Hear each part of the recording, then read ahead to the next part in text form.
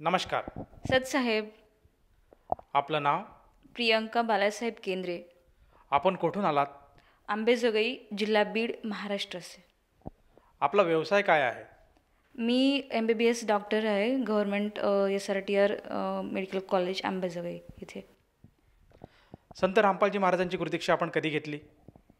मी संत रामपालजी महाराजांची गुरुदीक्षा 30 जुलै 2020 रोजी घेतली. संत रामपालजी महाराजांच्या शरणात येण्याअगोदर आपण व आपला परिवार कोणती भक्तिसाधना करत होतात? माझ्या फॅमिलीमध्ये जे परंपरागत आलेले बालाजीचं पारायण वगैरे आम्ही आमच्या घरामध्ये बालाजीचे दर 6 महिन्याला वारी असायची. तर मीच तेच माझे बाबाजी करायचे तेच आम्ही परंपरागत करायचो आणि ब्रह्मा विष्णू महेश यांची पण भक्ती करायची आम्ही. जसं तुम्ही सांगत आहात की आपण महाराष्ट्रामध्ये जी प्रचलित भक्तिसाधना आहे ती करतच होतात. तर तुम्हाला असं संत रामपालजी महाराजांकडे जावं असं का वाटलं आणि तुम्ही त्यांच्या शरणात कशा आलात? सर याच्या मागची एक खूप मोठी स्टोरी आहे. ॲक्च्युली मी एक सायन्सची स्टुडंट असल्यामुळे मला एवढं काही याच्यामध्ये इंटरेस्ट नव्हता, हे भक्ती वगैरे काय असतं ते. पण जे घरचे माझे थोडं बहुत करायचे ते देवाला वगैरे मानायचे. मग त्याच हिशोबाने की म्हणजे मला असं कुठेतरी वाटायचं की आहे म्हणजे भगवान नावाची गोष्ट आहे कुठेतरी. नंतर म्हणजे असे काही म्हणजे फर्स्ट टाईम ज्यावेळेस ज्ञानगंगा पुस्तक माझ्या आईने म्हणजे सेवा चालू होती तिथून एका भगजीकडून तिने ज्ञानगंगा पुस्तक घरी आणले होते. ते 2 वर्ष घरी तसंच पडून राहिले, त्याला कोणी वाचलं वगैरे नाही आहे. कारण त्याच्यामध्ये काय वगैरे नॉलेज होतं काही माहिती नव्हतं. मग असंच आणलं होतं आम्ही सहजच. नंतर मग माझ्या छोट्या बहिणीने ते पुस्तक काढले 2 वर्षानंतर. थोडं बहुत त्याच्यातले वाचलं की नेमकं काय आपण बघूयात म्हणून. तर मग त्याच्यामध्ये एक ज्यावेळेस आम्ही बघितले की ब्रह्मा विष्णू महेश यांच्या पण वरची काही इतर शक्ती दाखवत आहेत, सांगतायत तिथे हे महाराज. हे कोण आहे ते माहिती नव्हतं. आम्ही फर्स्ट टाईम ते महाराज पाहिले होते. आणि नंतर मग तिने वाचलं ते भूमिका वगैरे. त्याच्यामधले तिने मला नंतर दाखवलं की हे बघ हे हे हे ज्ञान असं असं ह्याच्यामध्ये लिहिलेलं आहे आणि विथ प्रूफ आपल्या जे गीतेमध्ये सांगितलेलं आहे तेच ह्याच्यामध्ये एक आपलं एक प्रूफ करून दाखवलेलं आहे. मग हे खोडत असू शकत नाही आहे. तर त्याच वेळेस कुठेतरी विचार केला की हां, समथिंग इज डिफरंट हिअर. पण त्यावेळेस माझी एक्झाम असल्यामुळे मी एवढं त्याच्याकडे लक्ष दिलं नाही. मी त्या गोष्टीला इग्नोर केलं. नंतर मी एक्झाम झाल्यानंतर मग ते बुक वाचलं थोडं बहुत. जसं जसं टाईम मला भेटलं तसं थोडं बहुत वाचलं मी. नंतर मी पहिल्यांदा आमच्या घरी माझ्या छोट्या बहिणीने नामदीक्षा घेतली. नंतर 5-6 दिवसानंतर मी मालिकच्या दयाने मी पण परत माझी नामदीक्षा घेतली. जसं तुम्ही सांगत आहात की सर्वप्रथम आपल्या छोट्या बहिणीने संत रामपालजी महाराजांची नामदीक्षा घेतली, तर त्यानंतर आपण घेतली. मला असं विचारायचं आहे की आपल्याला संत रामपालजी महाराजांचं असं काय ज्ञान आवडलं की तुम्ही सुद्धा त्यांच्याकडनं नामदीक्षा घेतली? सरजी माझ्या लाईफमध्ये म्हणजे कसं आहे, मी खुद एक डॉक्टर आहे, MBBS स्टुडंट आहे. पण मला पाईल्सचा आजार होता, मला किडनी स्टोनचा आजार होता. पण मी त्याच्या खूप सारे ट्रीटमेंट वगैरे घेऊन पण मला ते म्हणजे रिलीफ भेटत नव्हतं त्याच्यामध्ये. होमिओपॅथिक पण ट्रीटमेंट वगैरे घेतली मी. पण ते त्या टाईमपुरतं ते राहायचं. नंतर मग परत अजून चालू व्हायचं. म्हणजे ते मला इथं म्हणजे सायन्स तिथं फेल होत होतं. मग काही गोष्टीमध्ये ठीक आहे, एक सायन्समध्ये कॅन्सर, काही कॅन्सरसारख्या गोष्टी आहेत, BP आहे, शुगर आहे. म्हणजे ह्या गोष्टीला नाही काही परमनंट ट्रीटमेंटच नाही आहे. मला ह्या पाईल्स आणि किडनी स्टोनच्या ह्या आजारामुळे रात्रभर मला झोप येत नव्हती. मग मी त्यावेळेस या देवतांना पुकारायचं की खरंच मग या सगळ्या म्हणजे ब्रह्मा विष्णू महेशपर्यंतच आम्हाला ज्ञान होतं. मग मी पप्पांना विचारायचं की या तिन्हीपैकी कोणते देव मोठा आहे. मग त्यांनी जर कोणता मोठा आहे तर मी त्यांना सगळ्यांना पुकारायचं, हनुमानला पुकारायचं, बालाजीला पुकारायचं. मग ते त्यावेळेस ते माझं जे दुःख आहे ते दूर का करत नव्हते, माझी जी पीड आहे ते का कमी करत नव्हते. मग नंतर मी ज्यावेळेस हे ज्ञानगंगा पुस्तक वाचलं त्यावेळेस तिथे ज्यावेळेस मला कळालं की ही ब्रह्मा विष्णू महेशाच्या पण पुढची काहीतरी शक्ती आहे. तर इथं आणि संत रामपालजी महाराजांचे पण मी सत्संग थोडे बहुत पाहिले. त्याच्यामध्ये पण त्यांनी प्रूफ करून दाखवलेलं होतं ते. नंतर मला कुठंतरी खरं वाटलं की हां, इथं शास्त्रानुकूल भक्ती सांगतायत संत रामपालजी महाराज. म्हणून मी संत रामपालजी महाराजांची गुरुदीक्षा घेतली. ताई, जसं आपण सांगत आहात की आपण एक व्यवसायाने डॉक्टर आहात आणि सायन्सचे स्टुडंटसुद्धा आपण होऊन गेला आहात. मला हे विचारायचं आहे की सायन्स ह्या भक्तीकडे किंवा चमत्काराकडे असं लक्ष देत नाही आणि त्यांचा जो वे आहे तो वेगळा असतो. तर असं असताना सुद्धा आपण संत रामपालजी महाराजांच्या मार्गाकडे का वळालात? सर एक कसं आहे ना, सायन्सची जरी स्टुडंट असलं ना, की सायन्सला लिमिटेशन्स तुम्हाला सांगितलं मी, की सायन्सला लिमिटेशन्स आहेत. Because science is arise from God, God is not arise from science. इथे ज्या गोष्टी सायन्सला पॉसिबल नाही आहेत ते इथे भगवानचं तिथे काम चालू होतं. मग आम्ही बाकीचे मग भगवानचं आम्ही ट्राय पण केलं की त्या भगवानला म्हणजे जिथे माझे सायन्स काम करू शकत नव्हतं, ज्या गोष्टी सायन्स काम करू शकत नव्हते ते आम्ही भगवानला पण पुकारण्याचा प्रयत्न केला, पण ते भगवान ऐकत म्हणजे त्यांच्याकडे ती अर्जात नव्हती, कारण ते अंतर्यामी ते फायनल गॉड नाही आहेत. मग संत रामपालजी महाराजांनी सांगितल्याप्रमाणे त्यांच्यावरची जी काही शक्ती आहे ते आपण त्या पूर्ण परमात्म्याची भक्ती केली पाहिजे. आणि इथे विथ प्रूफ संत रामपालजी महाराजांनी ही भक्ती दिलेली आहे. आणि असं नाही की इथं अनएज्युकेटेड लोक येणार, इथं विथ प्रूफ दाखवल्यामुळे. आणि आज सायन्सचा जमाना आहे, सायन्सचा जमाना म्हणजे ते सायन्स प्रूफ मागतं प्रत्येक गोष्टीला, आणि इथं संत रामपालजी महाराज हेच करत आहेत, विथ प्रूफ नॉलेज देत आहेत, म्हणून आम्ही ह्या गोष्टीकडे वळलो आहेत. जसं तुम्ही सांगत आहात की संत रामपालजी महाराज प्रत्येक गोष्टीचं पुरावे देतात आणि त्या पुराव्यानुसारच समाजाला कळतं की खरं ज्ञान काय आहे आणि त्या ज्ञानातूनच आपण संत रामपालजी महाराजांकडे वळालात. मला असं विचारायचं आहे की जेव्हा आपण संत रामपालजी महाराजांची गुरुदीक्षा घेतली त्यानंतर आपल्याला आपल्या जीवनामध्ये काय बदल आढळलेत? सगळ्यात मोठा लाभ म्हणजे मला मोक्षप्राप्तीचा एक मार्ग भेटला, सच्चा गुरु भेटला. आणि एक आज मनाला एवढी सुख आणि शांती आणि सॅटिस्फॅक्शन आहे की जे पहिली जी लाईफ आहे कम्प्लीट डिफरंट आहे आता सध्या. आणि दुसरा लाभ म्हणजे मला तुम्हाला सांगितलं तसं मला किडनी स्टोनचा आजार होता. माझ्या लेफ्ट किडनीमध्ये पेल्विसमध्ये 13 mm स्टोन होता माझा.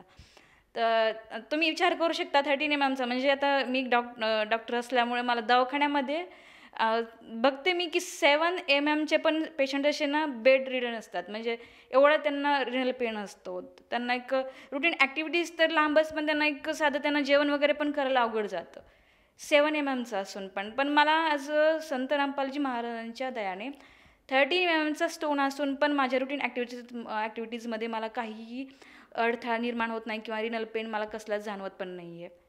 मग हा एक मोठा चमत्कार आहे. मला दुसरा लाभ असा झाला की मला पाईल्सचा आजार होता. म्हणजे एवढं त्रास होत होता मला त्या पाईल्सचा की मी रात्री 3-3 वाजेपर्यंत मला झोपच येत नव्हती.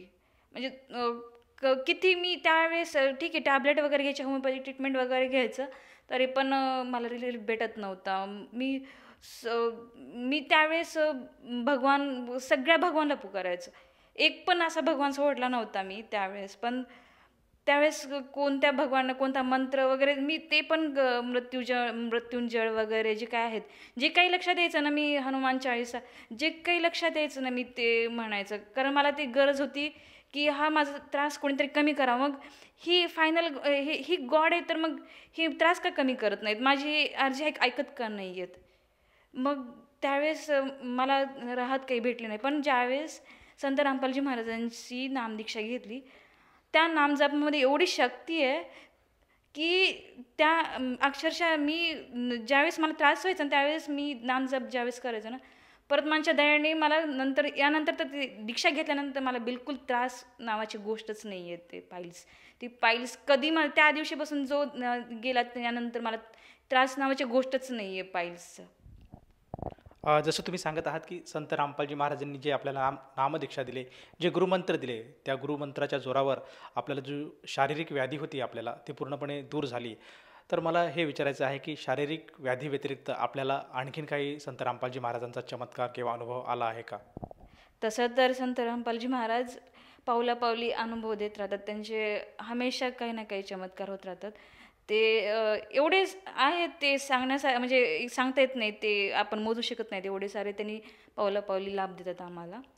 आणि दुसरं मेन म्हणजे तुम्हाला सांगायचं म्हणजे माझं मोठ्या भावाचा छोटा मुलगा आहे, तर त्याला त्याच्या लेफ्ट हँडला बॅक साईडला त्याला एक सिस्ट होता. त्याच्यामध्ये मी स्वतः त्याला घेऊन जायचं. मी आमच्या सर्जनला स्पेशालिस्टना मी दाखवलं होतं ते, की एक त्याच्यामध्ये कलेक्शन फ्लूइड कलेक्ट होत होतं हमेश. त्याचं ते फ्लूइड काढलं सिरिंजने, आम्ही स्वतः काढायचं. ते सिरिंजने काढलं की त्याच दिवशी त्या संध्याकाळी ते तेवढंच कलेक्ट व्हायचं. मग समजत नव्हतं की नेमकं ते फ्लूइड येतं कुठून, नेमकं काय आहे असं. आणि असं हे पण नाही की आमचं फॅमिलीमध्ये कोणाला हा त्रास होता किंवा एक डिसीज होता, असं काही नव्हतं. नंतर मग आम्ही दुसऱ्या दिवशी परत एक पाणी काढलं जायचं. ते पाणी काढलं की परत दुसऱ्या दिवशी मग ते पाणी कलेक्ट व्हायचं त्याच्यामध्ये. मी सरांना विचारलं की सर हे असं कसं काय होतं ते. मग ते सरच म्हणजे म्हणत आहे की माहीत नाही, म्हणजे कुठून पाणी येतं हे आम्हाला समजत नाही आहे. पण ह्याच्यावर काही ट्रीटमेंट वगैरे नाही आहे. जे काही आहे आपण एवढंच करू शकतो की याचं पाणी हे पूर्ण ॲस्पिरेट करू शकतो. बाकी टॅबलेट वगैरे तर काही नाही, अँटीबायोटिक वगैरे लिहून ते देत होते. मग त्या गोळ्यांना वगैरे पण टॅबलेटनं वगैरे पण त्याला लाभ वगैरे म्हणजे काही राहत भेटली नाही. ते पाणी तसंच कलेक्ट व्हायचं, तसंच पुन्हा ते आम्ही काढत राहायचो. म्हणजे हे कंप्लीट 1 महिन्यात चाललं आहे. त्याचा सोनोग्राफीचा रिपोर्ट पण आहे. हा रिपोर्ट आहे त्याचा. एक सिस्टायटिस म्हणून त्याला FNAC केलं होतं. FNAC आणि हे सोनोग्राफीचा रिपोर्ट आहे. आणि हे FNAC केलेल्याचे रिपोर्ट आहे. त्याच्यामध्ये सिस्टायटिस म्हणून सांगितलेलं आहे त्याला. ज्या दिवशी संत रामपालजी महाराजांची गुरुदीक्षा त्या बाळाने घेतली, त्याच्या दुसऱ्याच दिवशी पूर्ण कंप्लीट डिजनरेट झाला होता, कंप्लीट नाहीसा झाला होता.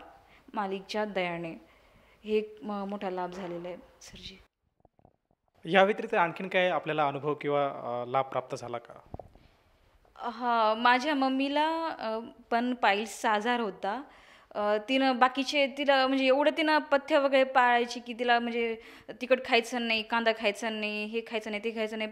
प्रत्येक डॉक्टरने हे सांगितलं होतं मीठ जास्त खायचं नाही वगैरे. मग तिची त्यामध्ये तब्येत वगैरे पण खराब झाली होती आणि मालिकच्या दयाने तिचा पाईल्सचा आजार पण ठीक झालेला आहे आता. दुसरा लाभ म्हणजे माझे पप्पा जगत होते, म्हणजे त्यांनी नामदीक्षा घेतली नव्हती. त्यांना करोना पिरियडमध्ये करोना झाला होता. त्यावेळेस त्यांना म्हणजे आम्हाला माहिती नव्हतं त्यांना करोना झालेला आहे म्हणून, पण त्यांचे सिम्पटम्स जे आहेत ते तसेच होते. त्यांना फिवर, ब्रीथलेसनेस वगैरे एवढं त्यांना छातीमध्ये इन्फेक्शन झालं होतं पूर्ण. म्हणजे त्यांनी रडायचं, म्हणजे छातीमध्ये टोचा आलं आहे वगैरे असं म्हणून रडायचे त्यांनी. मग त्यावेळेस तर त्यांनी नामदीक्षा घेतली नव्हती. मग त्यांची आम्ही टेस्ट केली, त्यांची करोना पॉझिटिव्ह टेस्ट आली. नंतर त्यांना एवढा त्रास व्हायचा, त्यांना झोप पण येत नव्हती रात्रभर. मग त्यांनी त्यावेळेसच म्हणले की मला तुमच्या गुरूंची नामदीक्षा द्या. नंतर मालिकच्या दयाने त्यांना रात्री 11 वाजता आम्ही भगतजींना फोन केला की नामदीक्षा घ्यायची आहे म्हणून. मग भगतजींनी रात्री 11 वाजता संत रामपालजी महाराजांनी नामदीक्षा दिली. आणि 11 वाजता दिली त्याच टाईमला मालिकच्या संत रामपालजी महाराजांच्या दयाने त्यांचं ती जी पीडा आहे ना ती 50% कमी झाली तिथेच. नंतर दुसऱ्या दिवशी सकाळी आम्ही म्हणले हॉस्पिटलमध्ये आपल्याला दाखवायला जायचं आहे. त्यांनी म्हणले मला काहीच गरज नाही हॉस्पिटलमध्ये जायची, मी सध्या बिलकुल ठीक आहे. म्हणजे संत रामपालजी महाराजांच्या दयाने त्यांचा करोना तिथेच बरा झाला होता. एवढी मालिकची दया झाली आहे. जसं तुम्ही सांगत आहात की आज एक आपण डॉक्टर आहात आणि डॉक्टर असतानासुद्धा आपल्या कुटुंबाला व स्वतःलासुद्धा संत रामपालजी महाराजांच्या दीक्षामुळे, त्याचप्रमाणे त्यांच्या भक्तीमुळे आपल्याला बरेचसे असे अनुभव आलेत. आणि ह्या अनुभवातून आपण आपल्यासारखे जे सुशिक्षित मंडळी आहेत किंवा आपले जे मित्रपरिवार आहेत, जो जनसमुदाय आपल्याला सत्संगाच्या माध्यमातून आज बघत आहेत, या सर्वांना उद्देशून आपण काय संदेश द्याल? सर, मी एकच संदेश वगैरे तर संत रामपालजी महाराज देत आहेत. मी एक हार्टली रिक्वेस्ट करते सगळ्यांना की तुम्ही जे बाकीचे म्हणताय की सगळे महाराज एक असतात किंवा मग देवनाची, काही लोक म्हणतात की देव नावाची गोष्ट नाही आहे. तुम्ही एकदा यांचं ज्ञान बघा. संत रामपालजी महाराज म्हणतायत काय ते तुम्ही एकदा ऐकून घ्या. ठीक आहे, आम्ही म्हणत नाही की तुम्ही डायरेक्ट नामदीक्षा वगैरे घ्या, तुम्ही एकदम ब्लाइंडली इथं ट्रस्ट करून तुम्ही त्यांच्या शरणमध्ये या, आम्ही असं बिलकुल म्हणत नाहीत. इथं संत रामपालजी महाराज आपल्याला चॉईस आपल्याला चान्स देत आहेत की तुम्ही बघा इथे नॉलेज हे काय म्हणतं ते. आणि त्यांनी स्वतःच्या मनाने काहीच बोलत नाही आहे. त्यांनी जे आपलं वेद काय म्हणतात, आपली गीता काय म्हणते, आणि त्यांनी प्रूफ करून दाखवलं. प्रत्येक ग्रंथ त्यांनी, आपलं हिंदूंचं भगवद्गीता, मुसलमानचं कुराण शरीफ, ख्रिश्चनचं बायबल, ते पूर्ण त्यांनी प्रूफ करून दाखवलेलं आहे की सबका मालिक एक आहे. आपण म्हणतो की सबका मालिक एक आहे, तर मग तो मग त्या मालिकचं नाव पूर्ण ग्रंथांमध्ये, एकाच त्या मालिकचं नाव पूर्ण ग्रंथामध्ये पाहिजे. तर मग असं कोणत्या महाराजांनी कोणतं दाखवलेलं आहे की आपल्याला की हे बघा तुम्ही म्हणजे प्रत्येक धर्माचं असं आपापल्या प्रत्येकजण महाराज काय करतात की आपापल्या धर्माचं ते ज्ञान स्पष्ट करून सांगतात. आणि संत रामपालजी महाराजांचं ज्ञान पूर्ण शास्त्र अनुकूल आहे. जे बाकीचे जे महाराज आहेत ते शास्त्र विपरीत ज्ञान देतात, स्वतःच्या मनमानाने जे काही ते नॉलेज आहे ते सांगून देतात. पण इथे आपला ग्रंथांना धरून संत रामपालजी महाराज ज्ञान देतात. मग मी सर्वांना एवढंच सांगू इच्छिते की तुम्ही सत्संग यांचं पहा, यांचं नॉलेज एकदा समजून घ्या की त्यांनी काय म्हणतात ॲटलिस्ट. जसं तुम्ही आज श्रोत्यांना आवाहन करत आहात की कमीत कमी एकदा तरी संत रामपालजी महाराजांचं हे ज्ञान आहे, सर्वांनी एकदा तरी समजून घ्यायला पाहिजे, ऐकायला हवं किंवा आपण वाचन करायला हवं. आणि मला असं वाटतं की जेव्हा संत रामपालजी महाराजांचं ज्ञान हे एखाद्या श्रद्धाळूने ऐकलं आणि त्याला अशी प्रेरणा झाली की आपणसुद्धा संत रामपालजी महाराजांच्या शरणात यावे, तर तो साधक संत रामपालजी महाराजांची नामदीक्षा किंवा गुरुमंत्र कसा घेऊ शकेल?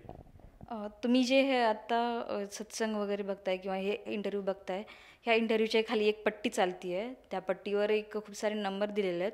त्या नंबरपैकी कोणताही नंबरवर कॉन्टॅक्ट करून तुम्ही जे आणि संत रामपालजी महाराजांच्या दयाने आज पूर्ण भारतामध्ये प्रत्येक जिल्ह्यामध्ये त्यांचे नामदान सेंटर आहेत. तर तुम्ही नजदीकी नामदान सेंटरवर जाऊन संत रामपालजी महाराजांची गुरुदीक्षा घेऊ शकता.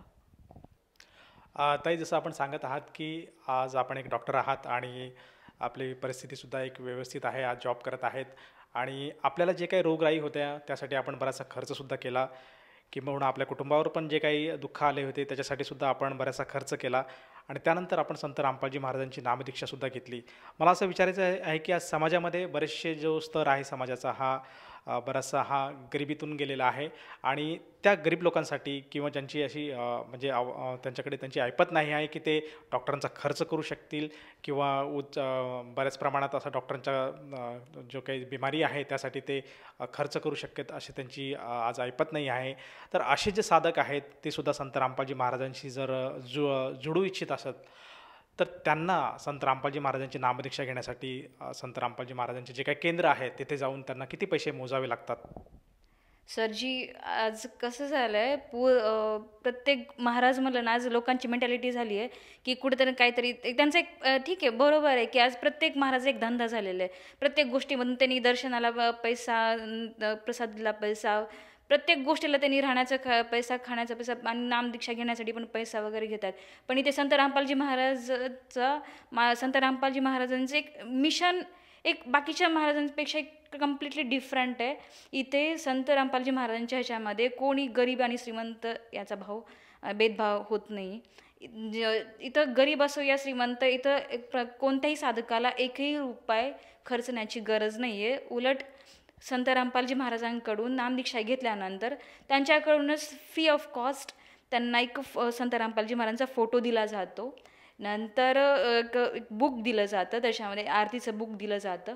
नंतर प्रसाद वगैरे फ्रीमध्ये दिला जातो संत रामपालजी महाराजांच्या दयाने. जसं तुम्ही सांगत आहात की संत रामपालजी महाराजांच्या आश्रमामध्ये कुठल्याही प्रकारचा चार्ज घेतला जात नाही आणि जे काही भक्ती साधनाच्या साठी लागणारे जे सामग्री आहे ते सुद्धा मुफ्तमध्ये दिली जाते. तर दिलेल्या माहितीबद्दल धन्यवाद. जी सतसाहेब. संपूर्ण विश्वामध्ये 500 पेक्षा जास्त नामदीक्षा केंद्र आहेत जिथे निशुल्क नामदीक्षा दिली जाते.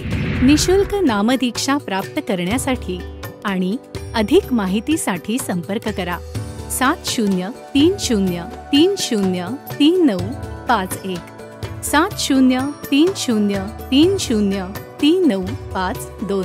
अद्वितीय आध्यात्मिक ज्ञान वाचण्यासाठी, पाहण्यासाठी आणि ऐकण्यासाठी संत रामपालजी महाराज ॲप अवश्य डाउनलोड करा किंवा आमची वेबसाईट www.jagatgururampalji.org वर विजिट करा. आम्हाला सोशल मीडियावर फॉलो करा. सर्व पवित्र धर्मांच्या पवित्र शास्त्रांवर आधारित प्रमाणित अनमोल पुस्तक ज्ञानगंगा किंवा जगण्याचा मार्ग यापैकी कोणतेही एक पुस्तक निशुल्क मागवण्यासाठी आपण आम्हाला आपले पूर्ण नाव, पूर्ण पत्ता, पिनकोड आणि फोन नंबरसह लिहून 7030303951 किंवा 7030303952 या नंबरवर SMS करू शकता किंवा 7030303950 या नंबरवर व्हॉट्सअप देखील करू शकता.